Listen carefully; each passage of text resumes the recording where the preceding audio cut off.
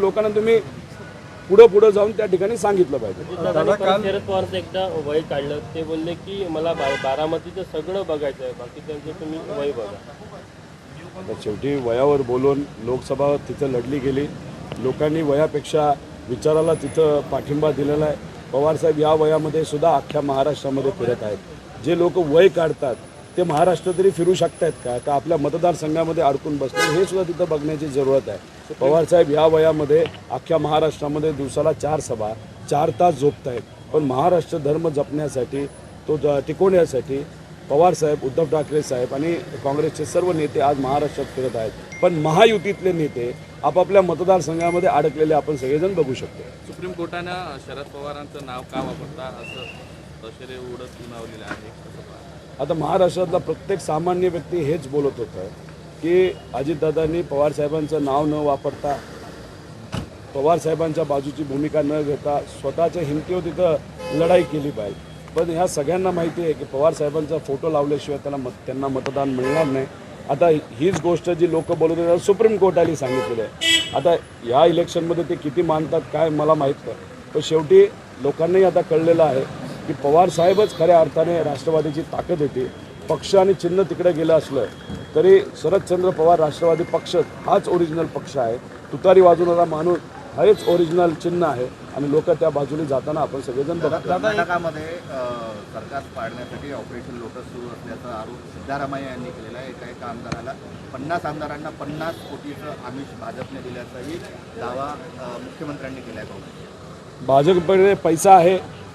आता महाराष्ट्र सरकारनेच भाजपच्या केंद्रीय पार्टीला खूप मोठ्या प्रमाणात निधी दिलेला आहे। गेल्या वेळेस जेव्हा समृद्धी मार्ग केला जात होता त्यातून 3,000 कोटी अशी चर्चा आहे।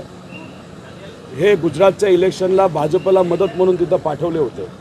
आता महाराष्ट्रामध्ये महायुतीचं सरकार गेले 2.5 वर्ष होतं, याच्यामध्ये 50,000 कोटीचा भ्रष्टाचार महायुतीच्या नेत्यांनी आणि पार्टीने तिथं केलेला आहे।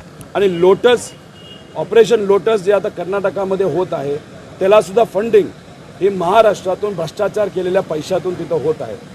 भाजप आज या देशामध्ये काय करते तर फक्त भ्रष्टाचार करते आणि तो पैसा पार्टी फोडणं, सरकार पाडणं याच्यामध्ये वापरत आहे।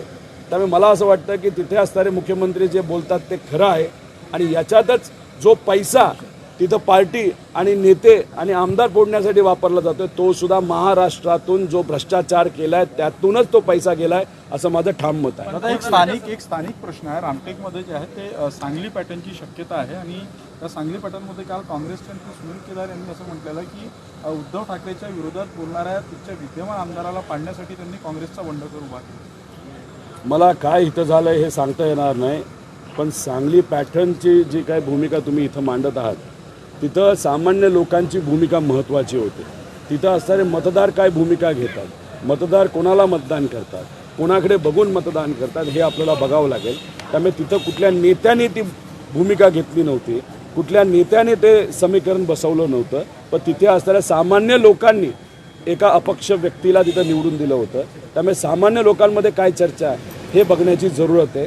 आणि मला असं वाटतं की सांगली पॅटर्नची चर्चा करण्यापेक्षा उद्या जाऊन नागपूर पॅटर्न सुद्धा आपल्याला त्या ठिकाणी बघता येईल, पण शेवटी इलेक्शन झाल्यानंतरच कळेल की वस्तुस्थिती काय। कटेंगे याला पंकजा मुंडे यांनीही विरोध अजितदादा जे आहे ते पंतप्रधान सभेला जे आहे ते गैरहजर राहताना दिसून येत आहे। अगोदर त्यांच्या प्रत्येक सभेला ते हजर आहेत। आता झालं असं आहे की अनेक महायुतीच्या नेत्यांना त्यांच्या मतदारसंघातून बाहेरच पडता येत नाही। प्रत्येक दिवस हा महत्त्वाचा झालेला आहे, प्रत्येक मिनिट महत्त्वाचा झालेला आहे। त्यामुळे कदाचित दादांना तो वेळ झाला नसावा, नाहीतर इथं येऊन मोदी साहेब असतील नाहीतर अमित शाह साहेब असतील जेवढ्या सभा घेत आहेत तेवढ्या सभा ह्या महायुतीच्या विरोधात जाताना त्या ठिकाणी दिसत आहेत। आणि हे कुठेतरी अजितदादांना कळलं असावे की त्यांच्या व्यासपीठावर गेल्यानंतर मतं आपली कमी होत आहेत म्हणून अजितदादा मोदी साहेबांच्या व्यासपीठावर गेले नसावे। शरद पवार साहेबांनी फडणवीसावर टीका करताना म्हणले की पक्ष बनवायला जे आहे ते अक्कल लागते, फोडायला अक्कल लागत। 100% अक्कल थोडी लागते। जर तुम्हाला पैसा असेल, तुमच्याकडे दबावतंत्र असेल तर पक्ष फोडायला कुठंच अक्कल लागत नाही। त्यामुळे काही लोक स्वतःला चाणक्य समजतात, अभिमन्यू समजतात। त्यांना एवढंच सांगायचं आहे की पक्ष बांधायला, विचार जपायला, विचार टिकवायला अक्कल लागते, लोकांचा विश्वास संपादित करायला अक्कल लागते. आज देवेंद्र फडणवीस या महाराष्ट्रामध्ये कुठेही फिरले तरी त्यांच्या पक्षाला 10-20 हजाराचं नुकसानच होतं आहे. त्याचं मुख्य कारण असं की द्वेषाचं राजकारण या महाराष्ट्रामध्ये चालत नाही.